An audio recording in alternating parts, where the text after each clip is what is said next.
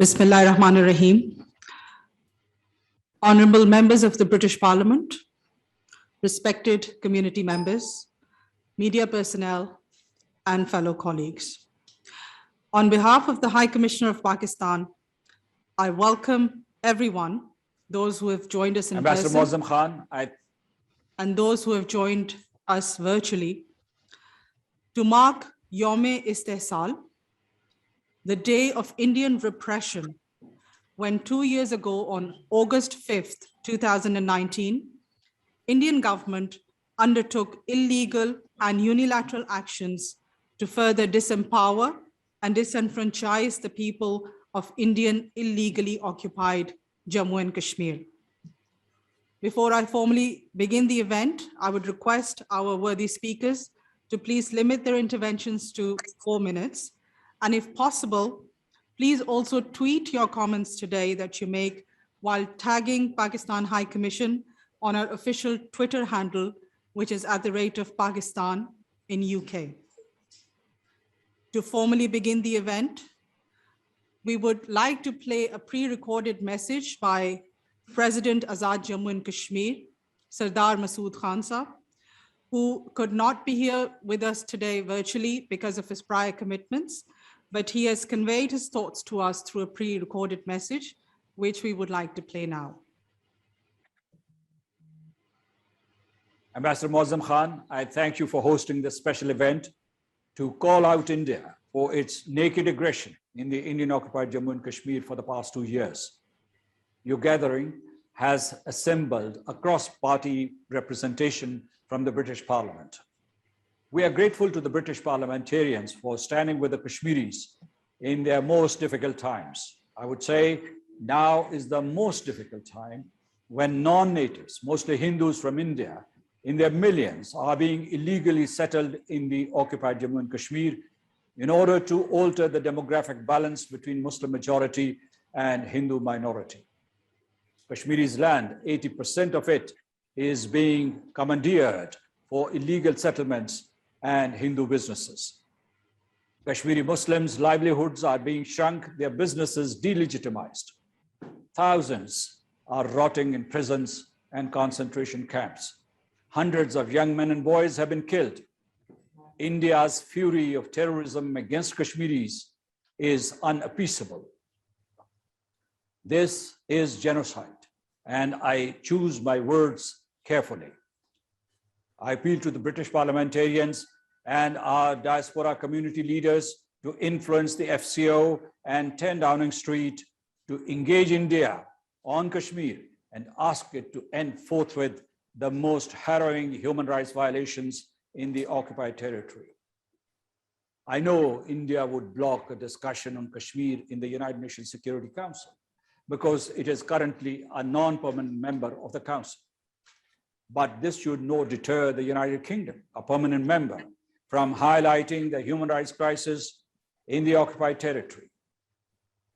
I would also appeal to the British lawmakers to hold debates in Parliament on the dire situation in Kashmir and reach out to their peers in the United States, Europe, Commonwealth, and the Inter-Parliamentary Union to raise consciousness about the gruesome crimes against humanity being committed by the Indian occupation forces in Jammu and Kashmir.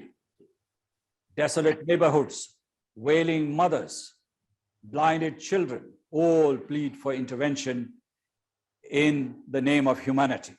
Save Kashmiris. You can do it. God bless you all. Ambassador.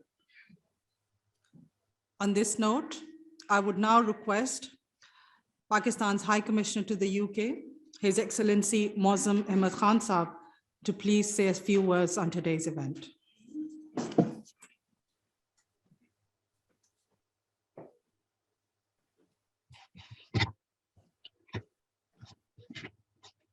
Bismillah ar-Rahman ar-Rahim. Distinguished parliamentarians, members of the Pakistani and Kashmiri diaspora, ladies and gentlemen, Assalamu alaikum and very good afternoon. Let me at the outset thank you all for sparing time out of your busy schedule to be with us today. The fact that so many of you are joining us in person or virtually or have sent in recorded messages underscores the resonance the Kashmir dispute continues to hold for many of us. 2 years ago, the long saga of repression of the people of Kashmir entered yet another sordid chapter. Unilaterally and illegally, India usurped all rights of the Kashmiris, took away all freedoms, and unleashed a reign of terror rarely paralleled in modern times. This was not a spur of the moment action. Disseminating Kashmir's culture, social, political, demographic, and economic distinctiveness has always been a core objective of the Hindutva agenda that governs India today. In the last 2 years, Kashmiris of the Indian illegally occupied Jammu and Kashmir has suffered humiliation and coercion of every form and shape. Already under the heaviest military occupation in the world, they were subjected to an even harsher military siege.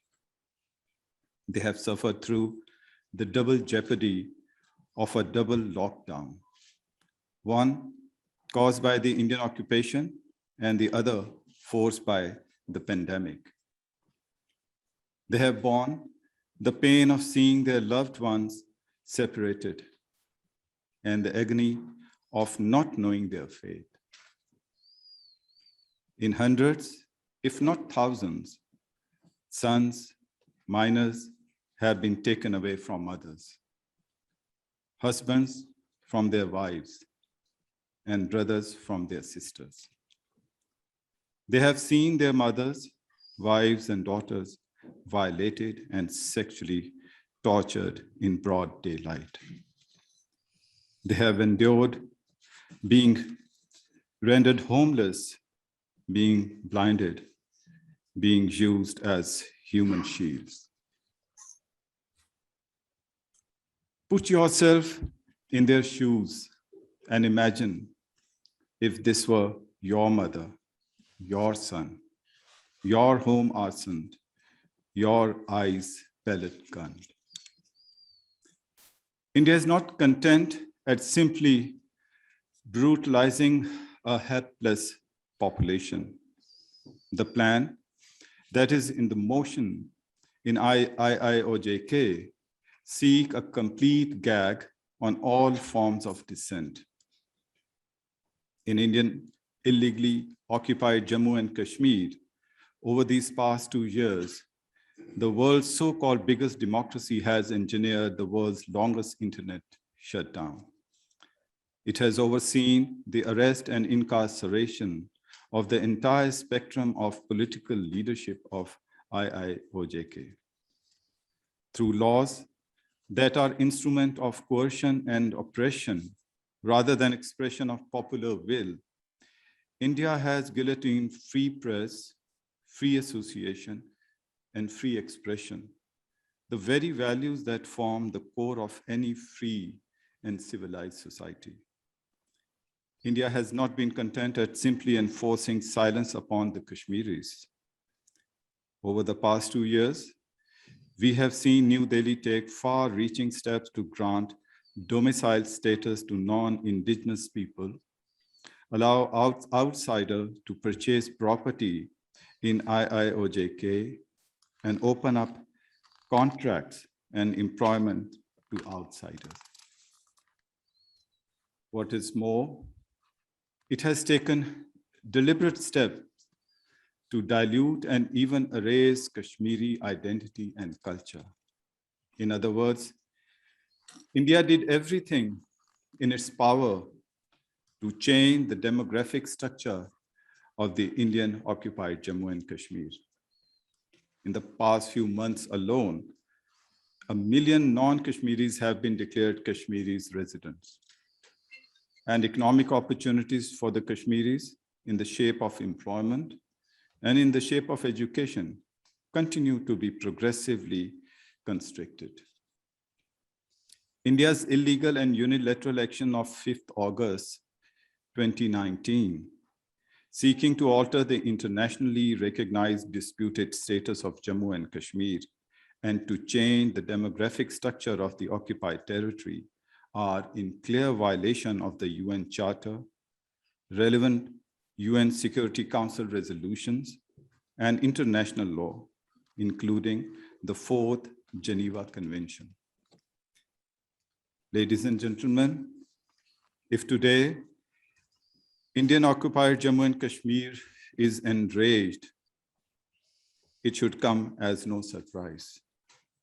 If today Indian occupied Jammu and Kashmir is more alienated and more irreconciled to Indian rule than at any time in the history, it is a consequence of India's own action and policies. I'm heartened to see that Kashmiris are not without friends.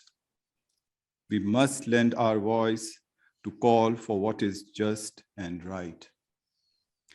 Pakistan, on its part, will continue to make concerted efforts to highlight the Kashmiris' suffering and put forward Kashmir's case internationally and before the global civil society.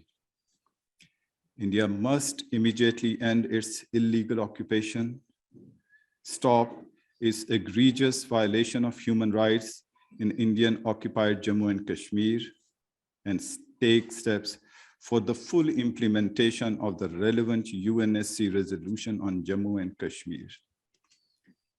The sooner this happens, the better for the region and the world. Ladies and gentlemen, no matter what India says, no matter what India does, Jammu and Kashmir was neither a part of India nor will it ever be. Thank you so much.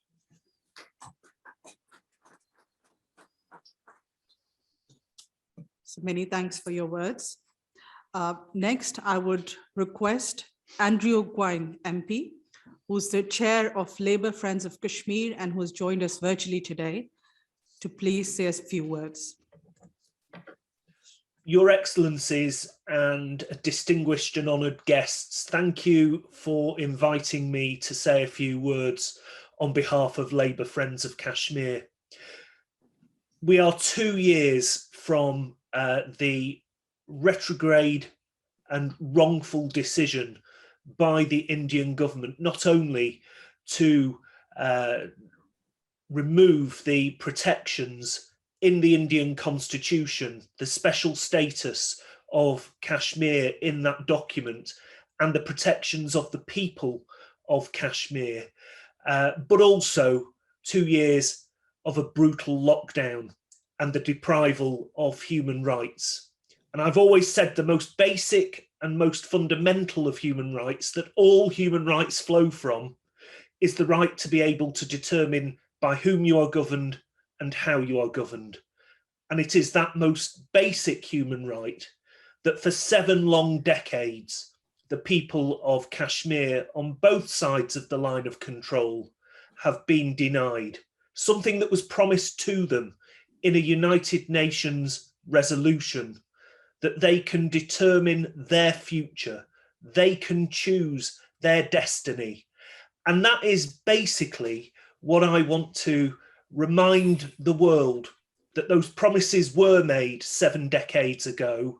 And as friends of Kashmir, across the United Kingdom and across the international community, we have a duty to retell the story of Kashmir to a new generation, and to remind the world that is blind to what is going on in this beautiful part of the world, of the real suffering, the real injustices, the real detrimental actions towards humanity in Indian administered Kashmir, and that we must do all we can as an international community to bring all sides together. And by all sides, I don't just mean Pakistan and India, but no decision can be made about Kashmir without Kashmir. And Kashmiris have the right to be at the table to determine and decide their own future. Look, it's not for me as a British parliamentarian to say what their future should be. It is for the Kashmiri people working with Pakistan and hopefully one day India to decide what their future can be. And we need to ensure that through all the international institutions, through the United Nations, through the Commonwealth, through all the other important international bodies, we raise the injustice of Kashmir on behalf of the Kashmiri people who are voiceless. And we ensure that one day justice is done. And inshallah, it is not going to be another 7 decades. We can't allow that to happen. So in Labour Friends of Kashmir and in myself, you have a friend, you have an ally, you have a voice, and we will do all we can to work across party lines to ensure that the voice of Kashmir and the injustice of Kashmir is heard in the British Parliament. Thank you.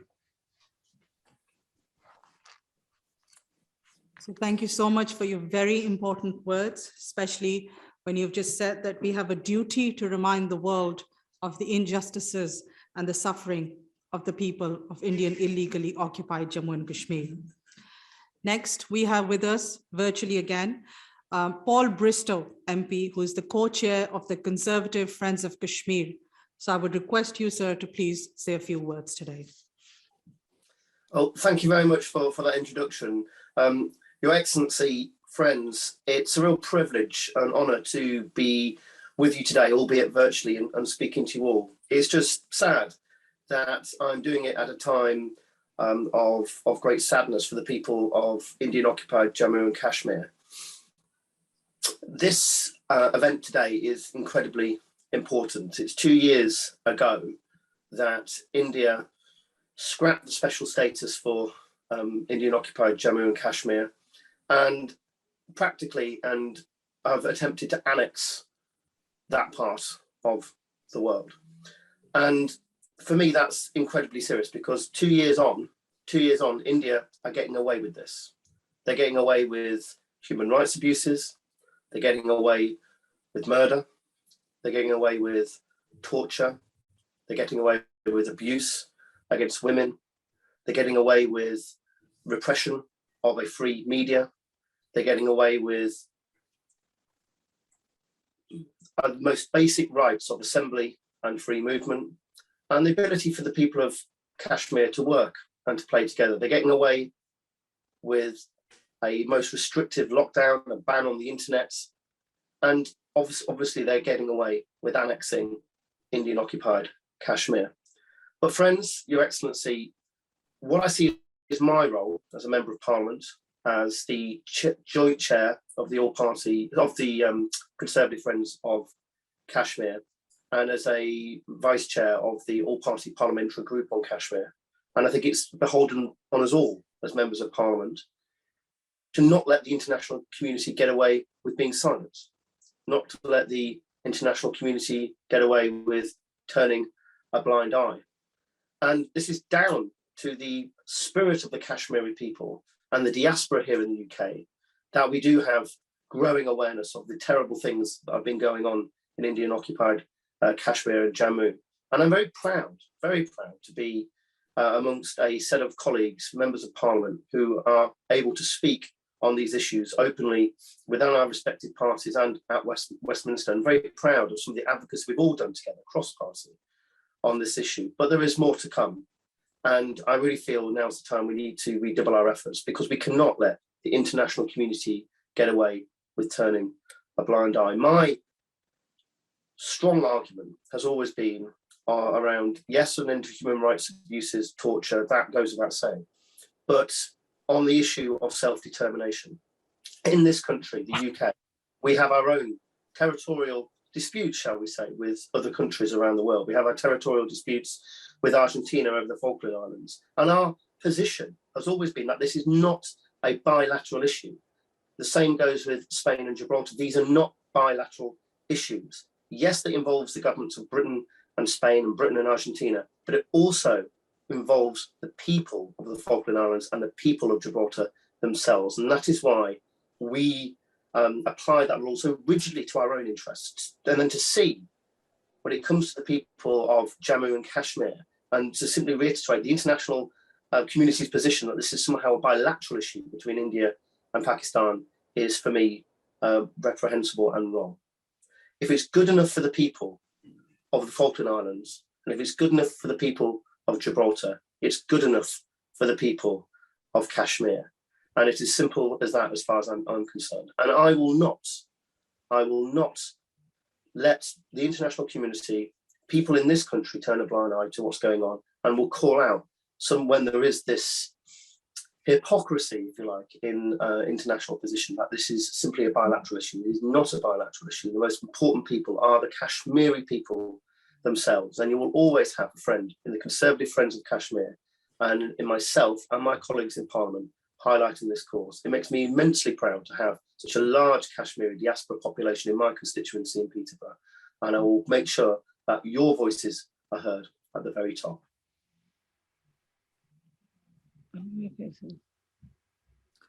So thank you so much for your comments. Once again, importantly on the fact that you stated that Kashmir is not a bilateral issue. It is a humanitarian issue. It's an issue of human rights, and that India should not go scot-free. Next, we have with us Ms. Yasmin Qureshi, MP, who is also the chair of the All Parties Parliamentary Group on Pakistan. She has also joined us virtually, so I would now request her to please give her comments. Thank you. Assalamu alaikum and good afternoon, Your Excellency and fellow parliamentarians and other colleagues. Firstly, Your Excellency, thank you very much for organising the seminar today to mark what has been happening in Kashmir. We know that from the years that there have been breaches of human rights abuse, the taking over of the territory, the imprisonment, the emergency laws, which have led to disappearance of people. But a few years ago, of course, this particular Indian government, led by Mr. Modi, who is a well-known member of the RSS, a neo-Nazi movement, and this very right-wing Hindu avatar government that we have in India for the last years, they changed things incredibly. As we heard earlier from the president of Azad Kashmir, that essentially by having laws which has divided Kashmir up into two entities, which makes it even more easier for the Indian government to govern it and to take it as part of India, but also the fact that people can now come and buy lands in Kashmir, which they were not able to do so before, be able to work, especially in government and public offices, which they were not able to. And it is quite clear this is an attempt to change the demographics on the ground to such an extent, not only in terms of population, but also in terms of the control of the government and strengthening and holding its power in Kashmir, that therefore eventually, when and if the international community gets together to resolve this issue, there isn't a Jammu occupied Kashmir left. It has already been splintered, broken up, and the people being squeezed on and their rights abused. Now, I think what we need to do is, and I've mentioned this in other meetings as well, is that we do need to get the international community to come on board. As people know on this call, and I know my other parliamentarian colleagues here have raised this issue in Parliament, we've raised this with our foreign ministers, but our government does not seem to want to engage in this issue at all. And they keep palming it off as a bilateral issue. It isn't. I mean, India and Pakistan are two nuclear states. And I think, you know, if for no other reason, for the world's own, for its own safety and for its own interests, they should try to intervene in this. And at the end of the day, there was a UN resolution that Gwynne, my colleague, referred to. saying that they should have the right to self-determination. I mean, you know, we've had Brexit, we had the right to vote, we had all of these things, and I don't see why the people in occupied Kashmir can't have it. I mean, if, as India says, they're all very happy and there's nothing wrong, then I'm sure they'll, vote to stay with India or something or whatever. So, you know, let the people decide. I mean, everybody says India is a democracy, it's a democracy, and yes, it is. So why aren't they giving the democratic rights to the people of occupied Kashmir to make that decision? You know, I think it's, I mean, I suppose the true reality is here is that India, with its population of 1.2 now, maybe 1.3 billion people, the British government and many other countries in the world want to trade with them. And they're just not wanting to deal with the issue of human rights. And therefore, we, in some respect, just pay lip service to human rights, because really we should be saying, well, we're only bothered by human rights if our trades are not affected, and then, you know, we'll think about then that's an issue. So, I mean, you might be sensing frustration and anger in my voice. It's very genuine and it's very real. We need to, however, but I am one of those people, I don't give up, and I don't think anybody here should give up. I do believe that with constant pressure, try to constantly persuade international countries to come on board, get the UN, get some of the more powerful nations to come together to talk to India and to Pakistan to bring things together and, you know, get a resolution going. I think that is the only way. The diplomatic way has to be the really realistic way. And I would ask other countries like the IOC and the EU, European Union, and others to bring pressure as well. And I'm hoping, I know Lord Wajid Khan is here, and he's called as a former member of the European Parliament. I'm hoping, and I'm sure he probably is already still keeping contact with some of his ex-Euro colleagues and raising this issue at that level. But I think we all need to just carry on and raise this issue. But again, you know, thank you for organizing today's seminar. Thank you so much, ma'am, for your very important comments once again, especially the demographic change that is happening in the Indian illegally occupied Jammu and Kashmir, and the concerns and the suffering that has been exacerbated in the region. Next, we have with us virtually Mr. James Daly MP, who is once again the co-chair of the Conservative Friends of Kashmir. And I will now request him to please share his comments for today. Thank you very much. And thank you very much, Your Excellency. Thank you very much to all my colleagues who've spoken so far and who will speak. I agree with every single word that's been said. When I think about the United Nations, and I think what's the reason for its very existence, surely it is to protect the basic universal human rights that everyone on our planet deserves and should have as a matter of right. A very wise man once said to me that the most important thing in life is freedoms. Freedoms can only work with basic universal human rights. And if we, as a participant and permanent member on the Security Council, cannot make the strongest possible argument to protect those wherever those rights are being abused in the world, that truly is a dark day. The situation within Kashmir has been a stain on the international community's reputation since at least the 1940s. The referendum, the United Nations plebiscite was quite clear that this should be a situation, it should be a political situation that was resolved by the people of Kashmir through a plebiscite, deciding their own future in a peaceful manner.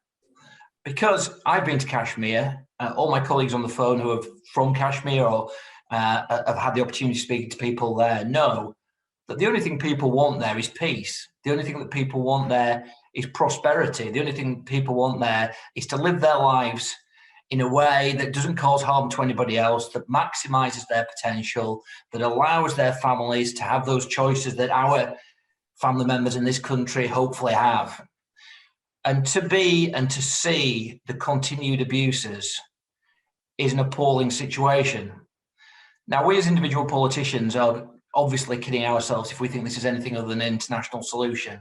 As Yasmin has said, we have to continue the fight to persuade our government to join an international coalition, the European Union, the Americans, and all those others that can put influence on the Indian government to try to find a solution to this problem. And my argument, and the argument I will continue to put forward, will be that we can never stop as long as there is one person who has been locked up illegally, who's under house arrest for years, who's been murdered for no reason. We all have to continue as individual politicians, as individual parliamentarians, to highlight this, this appalling situation. I, prior to making my remarks, did a Google search about Kashmir and the situation we're in, the second anniversary. And quite frankly, the reaction and the reporting of the British media to this appalling situation is dreadful. There is literally nothing at all, or very little, to highlight this appalling situation to people in our country. And therefore, that must change. I wouldn't seek to say anything further. I agree wholeheartedly with what His Excellency said at the start of this. What all my colleagues will say, we owe it to the people of Kashmir to continue to be a voice, to continue to try to amplify and help their situations. And we're all linked by humanity. We're all linked by those basic desires to give people the freedoms to have the happy, positive life that everyone wants. Kashmir, as Andrew said, Kashmir is a beautiful, beautiful place with unbelievable amounts of potential. It is the responsibility of the United Nations and international parliamentarians to allow that potential to be set free, and then you will have an absolute intellectual, educational, wonderful superpower that will, I think, just be a wonderful, maximise what a wonderful place it is. So thank you for allowing me to speak, and I will continue to work with colleagues in any way I can to help and assist and to put forward the positive message that we must all stand together to protect international human rights. So thank you so much once again for your expression of solidarity with the people of Indian illegally occupied Jammu and Kashmir, and the mention of the fact that they have an inalienable right to self-determination, and the appalling lack of reporting in the British media of the situation that is over there.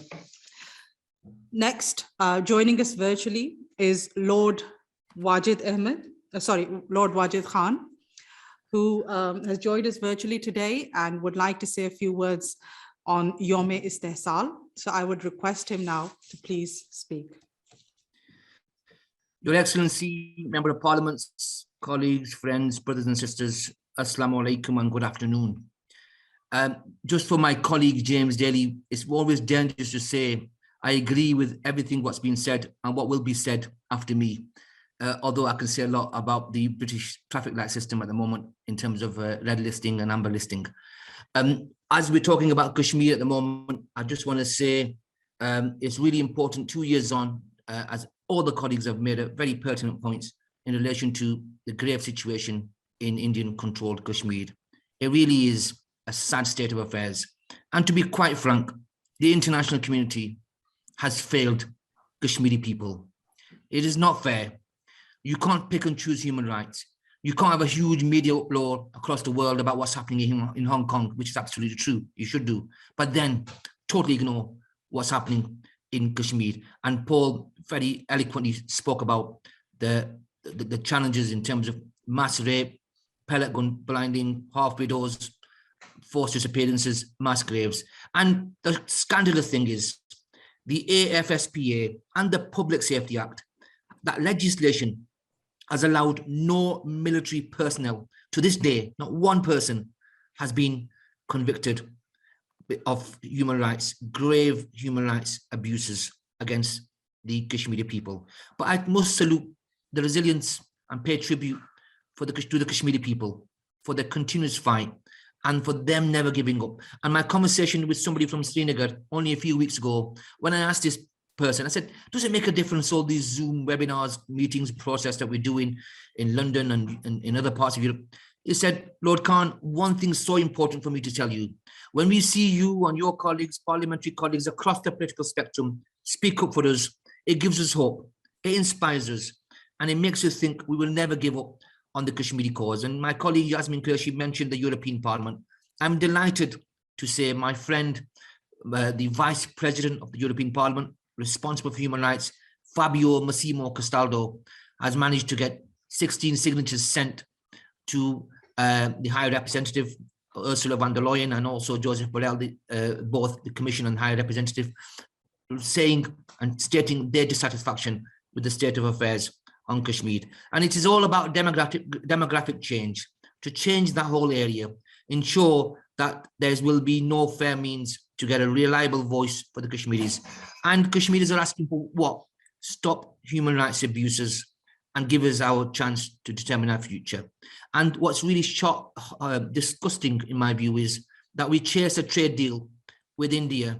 We actually jeopardize the safety of not people around the world, but also here at home in pursuit of a trade deal. And that trade deal has no mention and no consideration of the human rights record of Kashmir. When I was a European parliamentarian, Your Excellency, I never remembered any opportunity to visit the Indian-controlled Kashmir, whereas everybody could visit the Pakistani-controlled Kashmir. In fact, I had a great visit with my good friend and the chair of Labour Friends of Kashmir, Andrew Gwynne. And I want to say a last few words on this. If you look at history, Germany and France, now big countries in the European Union, in terms of war, there's lessons to be learned how they came together. You look closer to home in the UK, you have Ireland and UK and the IRA and how we managed to bring peace forward. There is precedent there. Indian government and BJP ideology inspired by RSS should hang its head in shame, because what they are doing is damaging the reputation of the great democracies India. And I have a lot of brothers and sisters who I speak regularly in India who are equally absolutely shocked and astonished by their government's actions. They were trying to make this a unilateral issue, saying it's our constitution, don't touch us. Bilaterals failed. Trilateral, they never considered because they ignored Kashmiris from day one.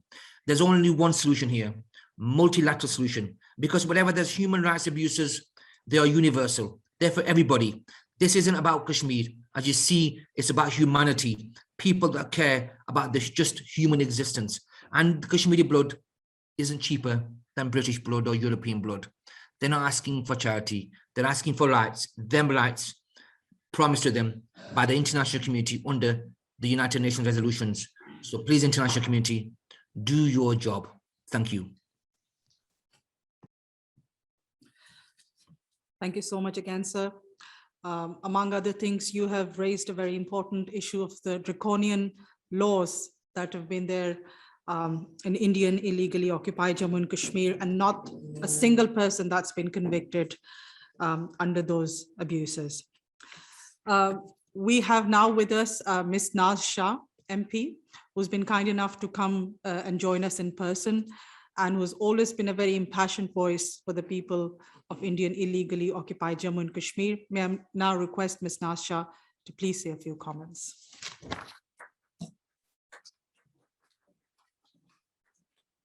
Bismillahirrahmanirrahim. Assalamu alaikum. Your Excellency, distinguished guests, both here in person and those that are joining us virtually. It's an absolute pleasure to be here. First of all, can I just mark the occasion, because this is actually the first time that we're having an event back at the High Commission since, Your Excellency, you joined us as your new appointment on behalf of Pakistan.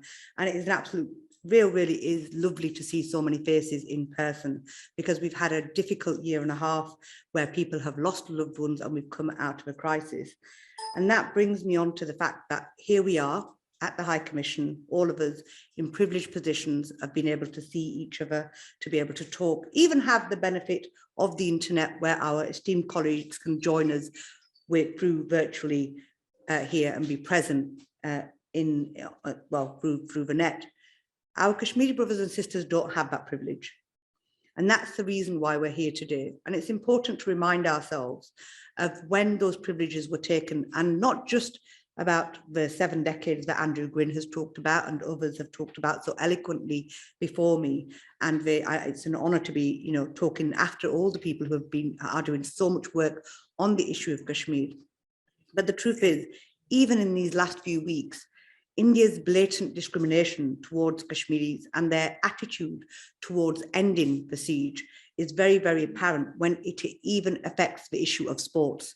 So even not allowing international cricketers to go and play in Indian occupied Kashmir tells us where the Indian thinking on this is from the Indian government.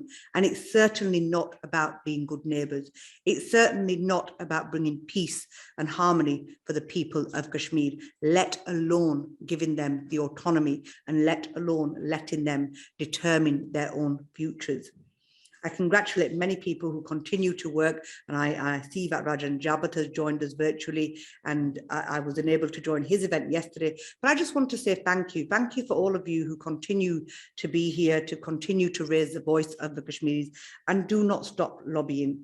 Because one thing we see is that the silence, we will only get action when we lobby our MPs. And it's lovely to see that we have cross-party support on this very, very important subject, because this is not a unilateral issue. You know, it's not a bilateral issue. It is a unilateral issue. It is about human rights violations. And that's not a party political issue.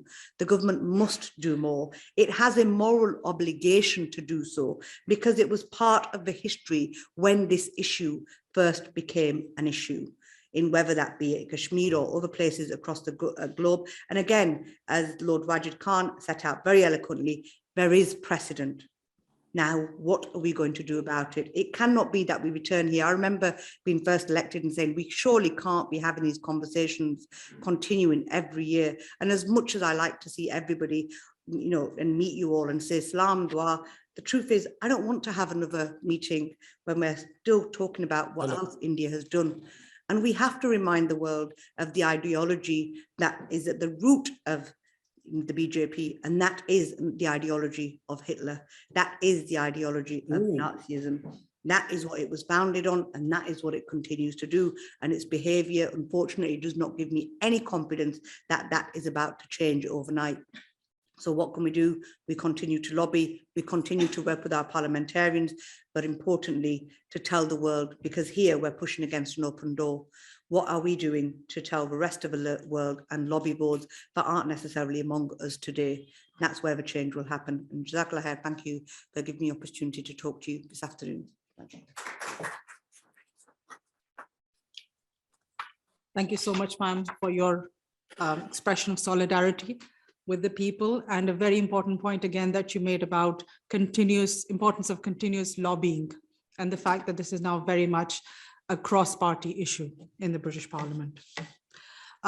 Next, we have with us again virtually, Mr. Khalid Mahmood, MP, who again has joined us virtually today and would like to say a few words on today's event. So over to you. Thank you very much. Your Excellency, ladies and gentlemen, respected guests, Assalamu alaikum. 2 years now that we're watching this current lockdown by the Indian government. Imran and I, along with a couple of other colleagues, were able to visit last August what was going on the border. And whilst we were there was a multiple bombs that were sent across, particularly with multiple heads that were coming across the line and been shown to the United Nations, who were there to record these illegal bombs that were being sent over at the time. For the last 70 years now, almost, the people of Kashmir have suffered the indignation of humanity. They have been treated worse than any human being, worse than perhaps in some cases by animals, having no rights. And as Paul's quite rightly said, using sexual violence against women as a form of collective torture to the people of Kashmir. This is not acceptable. This can never be acceptable. We continuously, I've been member of parliament now for 20 years, 20 years too long. We continuously ask the United Nations to look at this. We have the self-interests on the United Nations Security Council, who will never allow this debate to go further. as we have self-interest currently in terms of trying to get trade deals with India. What we have to do, if we are serious about the people of Kashmir, if we are serious about their rights, the Geneva Convention is as long as the Kashmiri dispute. We quote that wherever we can, but when it comes to Kashmir, we refuse to apply it, and we continue to have normal relationship. Lord Wajid quite rightly said about the red list, in terms of the fact, again, favoritism has been shown because we want to do trade deals with India. So human rights takes not just a second or third or fourth place when it comes to the people of Kashmir and the trade deals and everything else that needs in terms of the rights and the civil liberties of Kashmiri people. The sexual violence against women anywhere else in the world will be deluged upon by the international media, by the parliaments, and by the United Nations. Yet we see too many people, too many organizations, too much of the press completely silent on this. Aren't those Kashmiri lives of those women, the dignity of those women worth anything? Of those families, of those people, men that are tortured to death, buried in mass graves. When this happened in Rwanda, we wanted urgent inquiries and we wanted urgent to take place. But the life of the Kashmiri people isn't worth that. And I think really we've come to the end of this line. After 70 years of this struggle, if the West and the people are not prepared to support the Kashmiri people, then we cannot believe in the issues of human rights and civil liberties and Geneva Convention. When you have over 500,000 of the Indian military forces occupying, torturing, and not providing rights, not providing access to communications as it is now currently under the internet, not providing any phone calls other than those that are monitored through the phone exchanges, not providing any civil liberties to those people. So what do? We have 2 years after this lockdown today, commemorating this heinous act by this Indian authority. And we sit there and say, wring our hands and say how sorry we are. But I think the wringing of our hands has got to stop. And what we've got to do is to start to take real action. I think United Nations has now got to sit up and do something. Otherwise, to say that it is not fit for purpose, it doesn't want to resolve the situation and to do something serious about it. I call the United Nations a body that has no significance because too many people earning too good a salaries sit there day in, day out. And occasionally we might get one report on Kashmir, and we should be grateful that we have one report on Kashmir. Gosh, isn't that great of them? No, it isn't. If they're there to look after the human rights and civil liberties of the people of Kashmir, as they should do around the world, then we should expect more. We expect more, and we also expect more from our government, which is not providing the right support that we need to give and to do that. And to do that, what we have to do is get our government to stand for the human rights and civil liberties, as it says it does for everybody else. So the Kashmiri people deserve that. Day in, day out. The Kashmiri children deserve that. Those people that are shot with pellet guns and going blind deserve that. Those women that are raped deserve that. The Kashmiri people deserve that. So I encourage all of my good colleagues here, and I know all of our parliamentarian friends have been fantastic in the work that they're doing. I particularly want to mention Andrew, who's done a huge amount of work in terms of this, Paul, James, particularly Debbie Abrahams as well, and Rajan Najabat said, but Nisar Gilani Sahab here as well, who's done a lot of good work. And we want to pursue that, but not just having more meetings. So please, let's get some debates. Yasmin, you're right. Let's get some debates in Parliament. Let's put some pressure on the government And we have to have a time now to start push pressure on the United Nations. And Wajid, thanks for all the work that you do still with the European Union. We need to do that and to put all the pressure that we can. So thank you all very much. And let's hope that we're not here next year, please, and talking about the same thing. Let's try and make some action, make some things happen for the reality of the people of Kashmir. Thank you very much. Thank you so much, sir, for your comments and the fact that it is now time for some real action and to uphold the supremacy of human rights in all trade deals. Next, I would request Mr. Imran Hussain, MP, who has also joined us virtually, to please share his thoughts about today. Thank you very much. Can I firstly thank the High Commissioner and others for affording us this opportunity today to come together on this very important day, 2 years on from some of the most damaging events that we saw in Kashmir. And as we stand united here today, I think we make note that many others across the world are marking this day as well. And we stand in solidarity with the sons and daughters of Kashmir and send a clear message. They do not stand alone.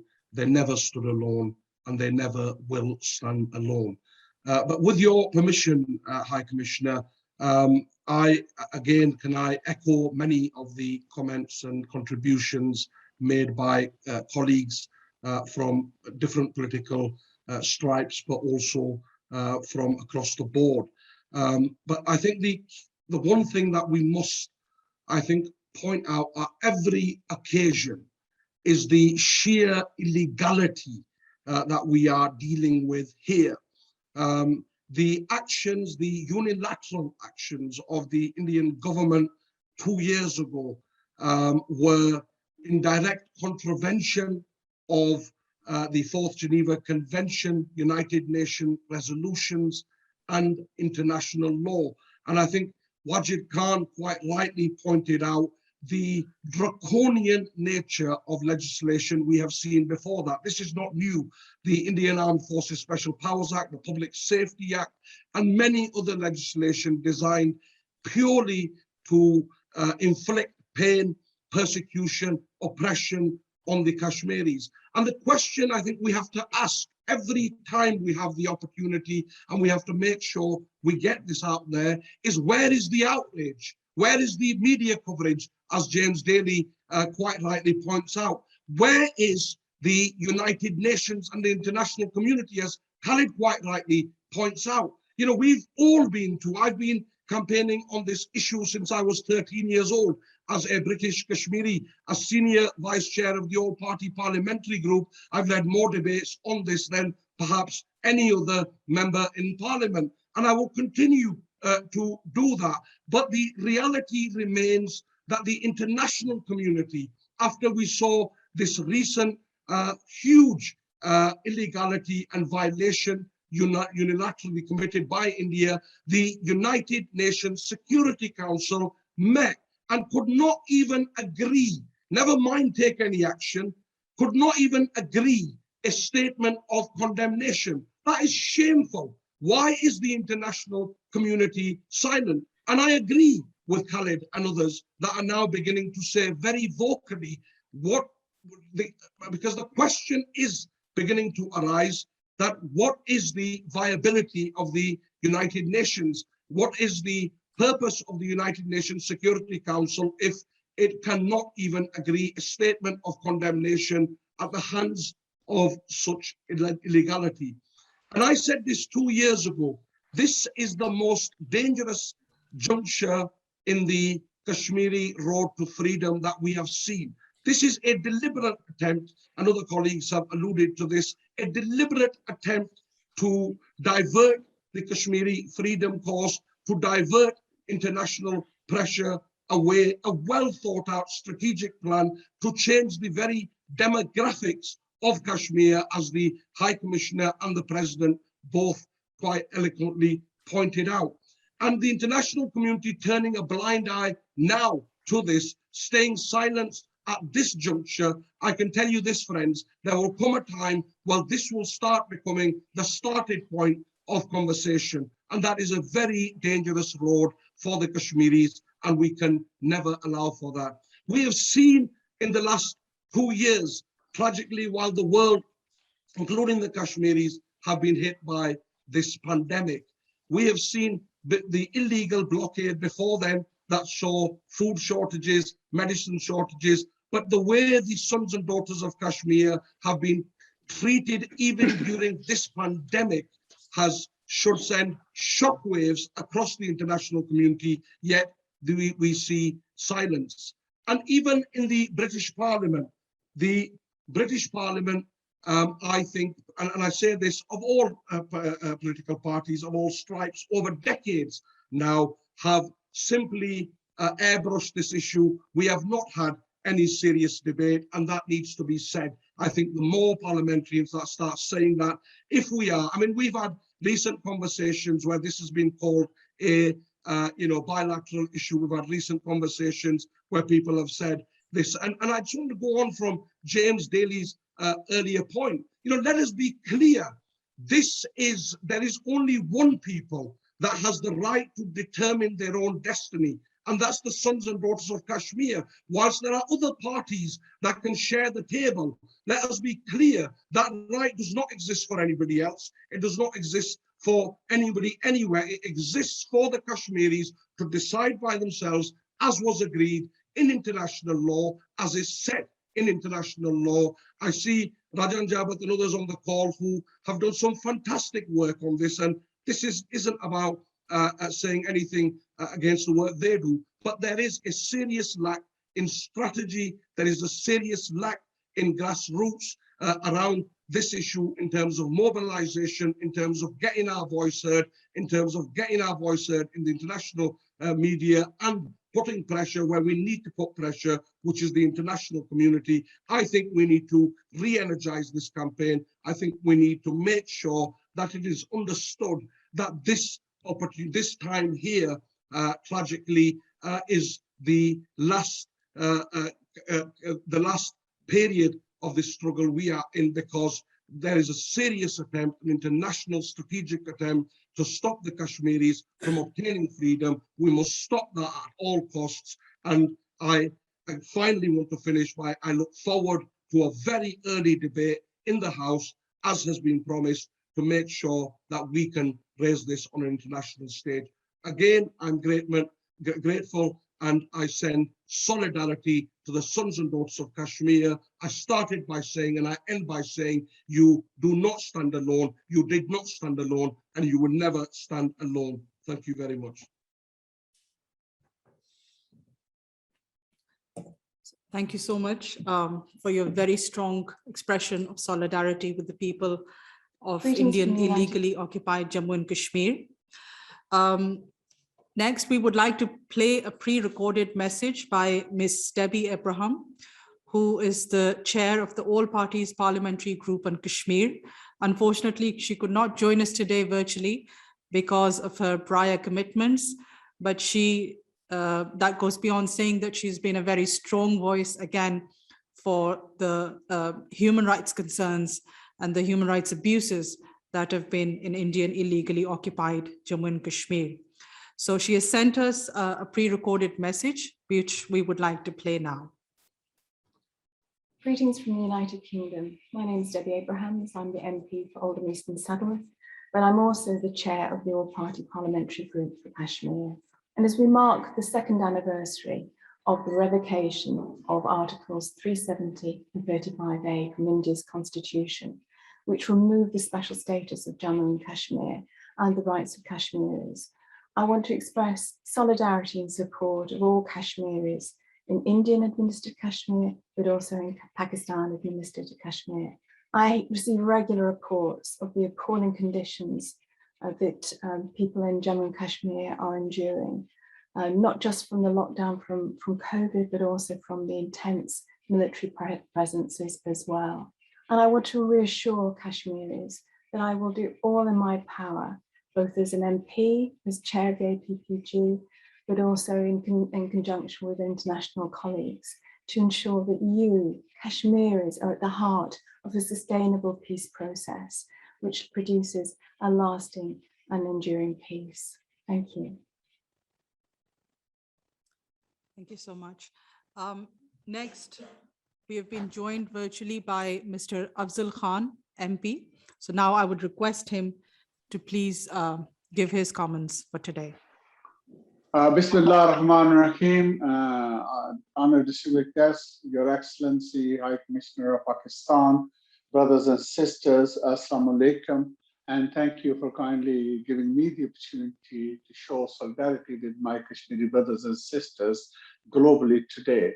It's heartwarming to see, whilst the international or multilateral organizations may be turning their face away from this cause, closing their eyes, but the people globally in the world are standing in solidarity with the Kashmiri people.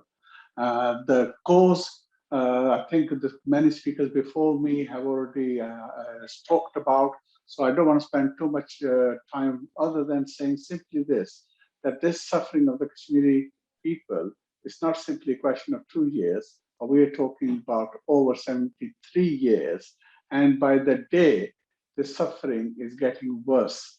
And what has been concerning ultimately in all this is that we all have a responsibility towards the Kashmiri people. We only have one world, we only have one humanity. And together, this is why wherever there is a violation of human rights anywhere in the world against anyone, we all have a moral responsibility and a duty to stand shoulder to shoulder with those oppressed people. And in this case, you have the Kashmiri people who are asking for nothing complicated. It's actually very basic. And that is, we as humans are born as free people. We have a right to choose how we want to live our life. We have a right to choose who governs us. And it's this which the Kashmiri have been asking. And this has been shrined in the UN resolutions that the Kashmiri people will have a plebiscite to decide this. I think this failure is actually equally damning for the multilateral organizations, including UN, that after 73 years, they have failed to implement this, something which has been agreed by all parties concerned that what should happen the way forward. You know, there are many disputes in the world where, you know, you have to negotiate the way forward. This is the dispute in Kashmir where this has been agreed. So I think ultimately what we're seeing at the moment is a government in India, which is the BJP government, who are driven by this RSS and Hindutva ideology, which is about spreading hate and division. And sadly, this division isn't only in what is happening with the Kashmiris. What we are also seeing is it's actually getting deeper in India itself. So whether then you are a Dalit, who are of the same Hindu faith, or whether you are a Christian, or whether you're a Muslim, or you are a Sikh, all are being persecuted because of this almost a fascist ideology which they are peddling through India. And what's concerning with this is that almost every neighbor of India is in dispute with India. And the Kashmir itself, we know what is happening there. In the sense, this dispute involves 3 countries who are nuclear powers. Nuclear power, we've seen the devastation of nuclear weapons in Hiroshima and Nagasaki. And I visited there, I've seen that. Even now, 70 years on, you can see the devastation. But these powers that these countries have are 100 times more powerful of the weapon which was used in Hiroshima and Nagasaki. So the world peace also is at stake here. And this changing of demographic in this day and age, in the 21st century, is the new colonial behavior which India is doing. This too is not acceptable. So I think the way forward ultimately is these multilateral organizations actually need to wake up and need to discharge their responsibility. Otherwise, their history will be no different than the League of Nations went on before. They too will become redundant. And those countries who think they can use these sort of disputes for their geopolitical economic interests must also understand when there is a fire, you all feel the heat. And in this dispute, the world will feel the heat as well. And therefore, they should not carry on behaving like this. There is an opportunity now with this new government in America that they actually pull their allies together, which includes Britain, which includes the European Union. They have a huge role to play in this. And they need to get these communities, these Kashmiris, the Pakistanis, and the Indians round the table and make sure this is achieved. Otherwise, I think the consequence is going to be huge. And I do hope, I have no doubt in my mind whatsoever that the will of the Kashmiri people cannot be suppressed. Despite having the highest concentration anywhere in the world, they have not been able to break the will of the Kashmiri people. They will never do that. And the reason is that what the Kashmiris are asking for is deep in humans, and that is freedom. And I will show always my solidarity, my commitment. I am also involved with the APPG in the parliament, which is getting stronger and stronger, cross-party. Our voice is getting stronger. We will get to a position where the government cannot get away with what they're doing.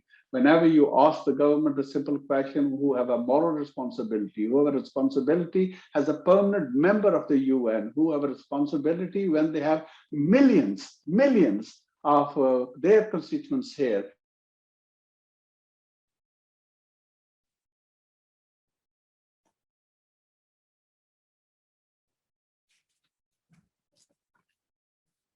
I think there's some connectivity problem on. They will win. They will achieve their freedom, inshallah, soon. Thank you very much. Thank you so much, sir, again, for raising some very important points, particularly the moral responsibility of each one of us to stand for the people of Indian illegally occupied Jammu and Kashmir, and the fact that every human being is entitled to a basic right to life and to be governed by whomsoever they wish, which is absolutely enshrined in the UN Charter, as well as the relevant UN Security Council resolutions on Kashmir. And the fact that no amount of atrocity and injustice would ever break the will of the Kashmiri people. Next, I would invite, again virtually, Councillor Yasmin Dar, who is with us and who would like to say a few words about today's event. Assalamu alaikum, peace and blessings to you all. It's an absolute honor and privilege to be around so many amazing speakers that stand up for humanity, and everyone that's here today in the audience. You know, your passion and your goodwill will help this cause. It is really important that each one of us understands the responsibility we have against this evil of occupation. We have all raised our voices, and what are we seeking? We are seeking justice for those that are wronged. And each one of us needs to understand that we cannot tolerate this abuse anymore. And we need to fight for the rights of the Kashmiri people to be free. And what do they want? Again, like everyone has highlighted, they want to be living in peace, a basic human right they're asking for. A human right is something that, no, it is their right. It's not what somebody gives to you. I think each one of us understands that they are entitled to the right to liberty, to security of person, to live in peace. And each one of you here is raising that voice and will be the voice of the Kashmiris. The strength that we have is our unity together. I mean, all the speakers from all the various parties, absolutely amazing to hear that we are united for that cause, and we will all use our freedom to fight for the freedom of the oppressed in our world, no matter where they are. And thank you so much. And I just want to end on reminding you that, reminding the oppressors in our world, if you abuse human rights, then you are accountable to the rest of the world. And we will call you out, and we will stand up for rights and justice and equality wherever it is. So each one of us, please go back to wherever you come from, the platforms, the working environments, and raise your voices for the people of Jammu and Kashmir. This is a tragedy. This is a humanitarian crisis. This is something that has to end. And it's now about demanding change. It's now about demanding action. We've had the debates, and everyone has highlighted that. The conversation, the debates have happened. It's a time for action. And how much more do we need? And yesterday's decision in regards to the amber list, I know it might, many of you might not be aware, but it's been absolutely devastating to hear people saying, well, why not Pakistan? Why was Pakistan not put on the amber list? Yes, is it about trade deals? What is this about? Are we going beyond human rights? Are we just thinking about trade deals and money and investment? It's an absolute tragedy to sit here. And last night when I saw the news about Pakistan, Bangladesh, who, exactly as Wajid explained before, you know, the issue about COVID and the cases are so much less in those areas, in those countries. Yet again, we've had this variant come from the Indian side, and we have now put India on the amber list. It's an absolute shame. And I also actually, sorry, I want to talk about our soldiers and our armed forces. And each one of us is so proud of our armed forces, you know, here in the United Kingdom, in Pakistan. But I would say shame on those Indian soldiers that carry out these atrocities and abuse and rape our women and young girls. Is an absolute disgrace, and that needs to be called out. I have no pride in those soldiers that do these sort of things. They are not a pride of a nation. And as individuals here, let's call that out. Let's call shame on those soldiers. And actually, I'll go a step further. It might be shame on those individuals that support the BJP government and their policies and what they are doing in Jammu and Kashmir, because it is not just a government that is doing these actions. It is supporters, those individuals, those members of that community in that country that support governments and ministers that carry out these atrocities.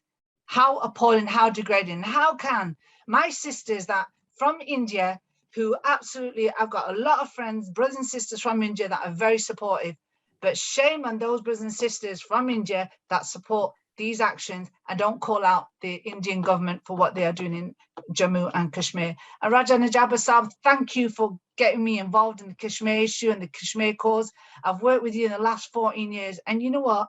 It's because of you I've come this far, and because of the work that I've done on Jammu and Kashmir.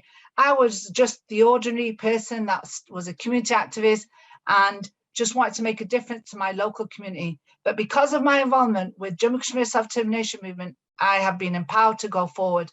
And please, brothers and sisters, come forward. Let's play our part and let's make a difference. Kashmiri solidarity. Thank you. Thank you so much, ma'am, once again for your expression of solidarity with the people of Jammu and Kashmir. Next, I would request Councillor Liaquat, who is with us in person, to please say a few words. So please welcome Councillor Liaquat, MBE.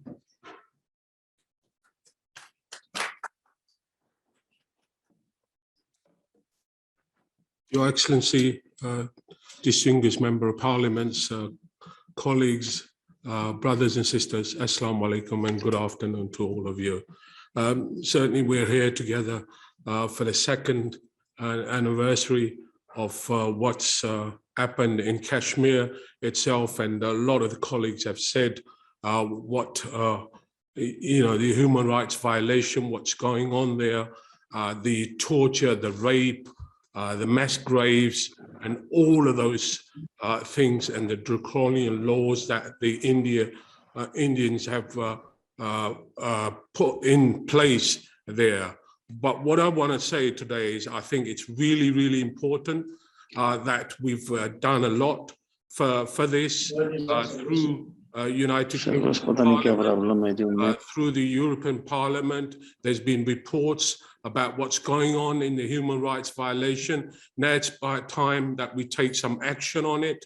It is very, very important that the international community comes on board, the international press, the media comes on board, other members of parliaments, they're doing a brilliant job, but we need to get our United Kingdom government on board. It is about time now they get on board, because this has been one of the oldest issues on the United Nations table, the resolution about the right of self-determination, and all of these human rights violations need to stop now. We need to make sure that we put pressure on Indian government, and I agree with my colleague Yasmin just what said. It's about trade. It's about getting people, together.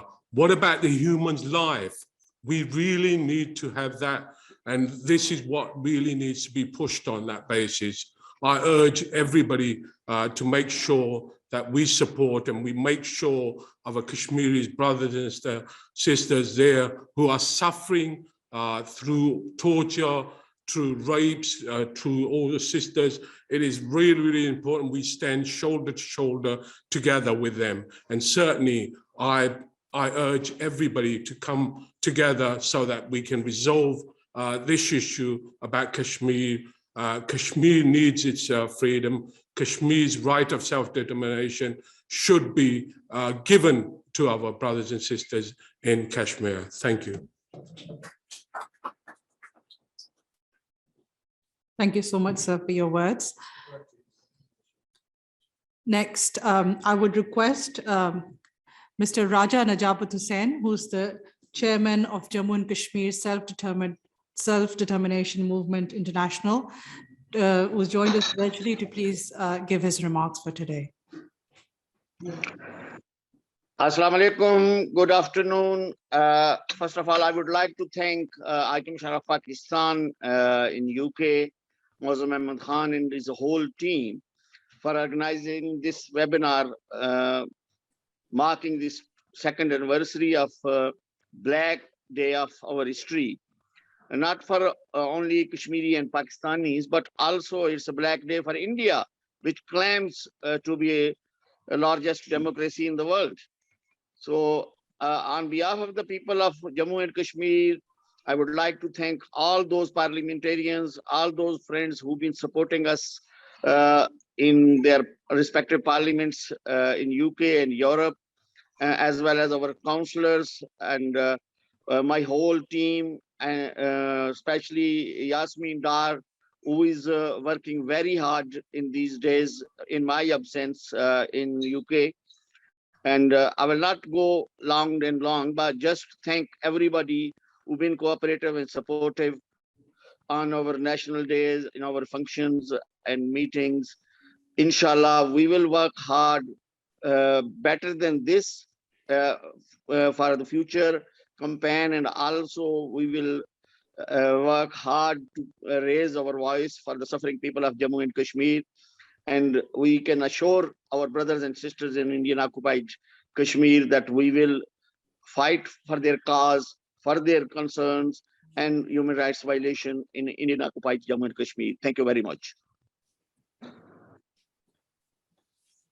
Thank you, sir, for your expression of solidarity again, and for all the hard work that you've put in to raise the voice for the people of Jammu and Kashmir. Next, I would request Dr. Nazir Gilani, who is the president of Jammu and Kashmir Council for Human Rights, who has also joined us virtually and could not be here today for certain reasons, to please give his comments. Excellency, the High Commissioner, High Commissioner's team, members of Parliament, respected members of the community, Assalamu alaikum. It is a great matter of satisfaction to see the High Commissioner having brought us together on the second year of the Indian aggression and reoccupation of its side of Kashmir. Basically, I would just like to update you on certain fundamentals that we have to analyze the situation that is post 5th of August 2019, and to look for the methodology and the mechanics that will be put into action to vacate the Indian occupation.